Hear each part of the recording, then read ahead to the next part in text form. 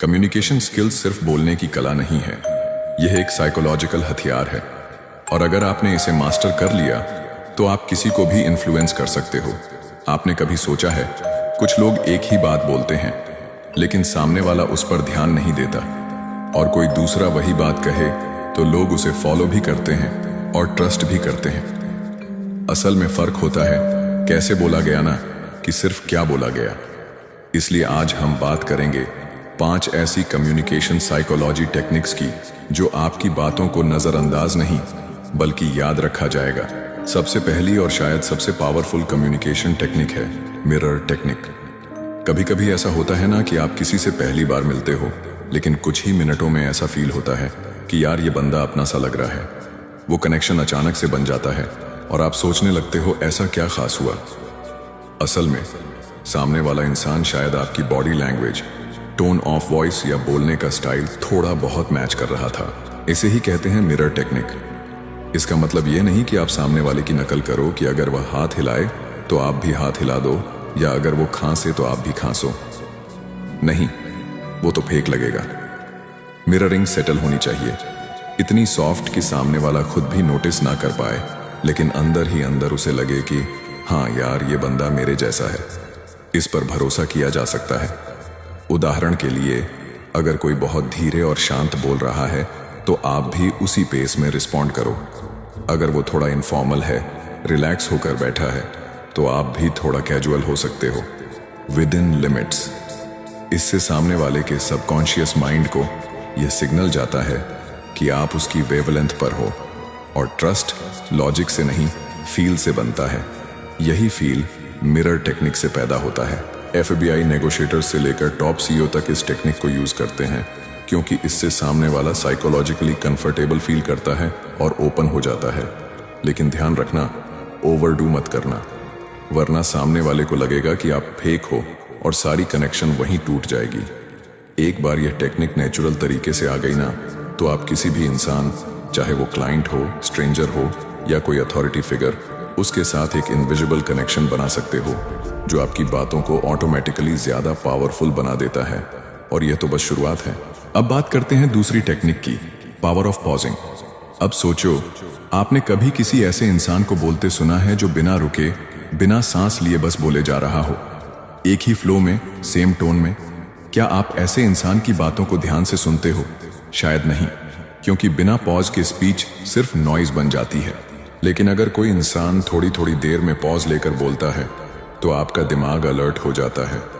Psychology कहती है कि इंसान का दिमाग साइलेंस को सीरियस लेता है। एक पॉज आपकी बात को सिर्फ क्लियर ही नहीं करता बल्कि उसे पावरफुल भी बनाता है। उदाहरण, अगर कम्युनिकेशन में पावर चाहिए तो साइलेंस को समझो। उस पॉज ने उस लाइन को कितना गहरा बना दिया। देखा, वो 1 सेकंड की चुप्पी आपकी बातों में वजन डाल देती है। और यही पॉज आपके शब्दों को, आपके इमोशंस को और आपके प्रेजेंस को और भी असरदार बना देता है। बराक ओबामा, स्टीव जॉब्स, ये पॉजेस के मास्टर्स थे। वो सिर्फ बोलते नहीं थे, उनकी बातों को लोग महसूस करते थे, क्योंकि silence is not empty, it's full of meaning. लेकिन हाँ, पॉज का मतलब यह नहीं कि आप अजीब तरह से चुप हो जाओ। आपको जानना है कि कहाँ पॉज लेना है, कितनी देर का लेना है, क्योंकि पॉज, टोन और बॉडी लैंग्वेज, ये तीनों मिलकर आपके शब्दों में वो इम्पैक्ट पैदा करते हैं जो शोर मचाने से नहीं आता। अब बारी है तीसरी टेक्निक की, एक्टिव लिसनिंग। देखो, ज्यादातर लोग सुनते नहीं हैं, वो बस अपनी बारी का इंतजार कर रहे होते हैं। आप कुछ बोल रहे हो लेकिन उनका दिमाग कहीं और चल रहा होता है। अब मैं क्या बोलूं?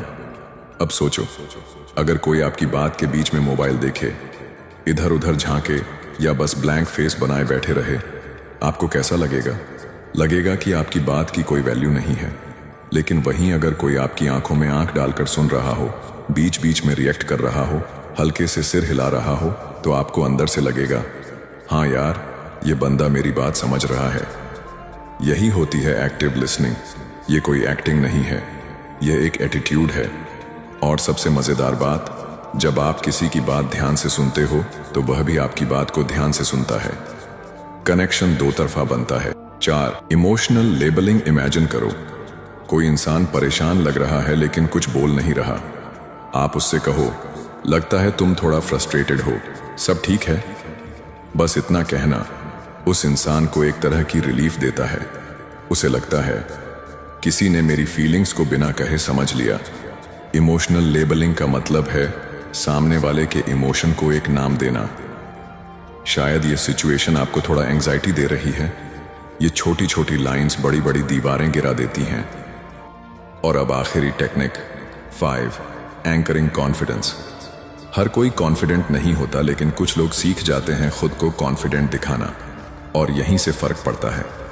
सीधी कमर, आई कांटेक्ट और स्टेबल टोन, ये सब चीजें सामने वाले को साइलेंटली सिग्नल देती हैं, I am in control. Confidence एक वाइब है, और जब आप उसे बार बार प्रैक्टिस करते हो, आप उस वाइब में खुद को एंकर कर देते हो। फिर चाहे कोई भी सिचुएशन हो, आप कनेक्ट कर सकते हो, इन्फ्लुएंस कर सकते हो,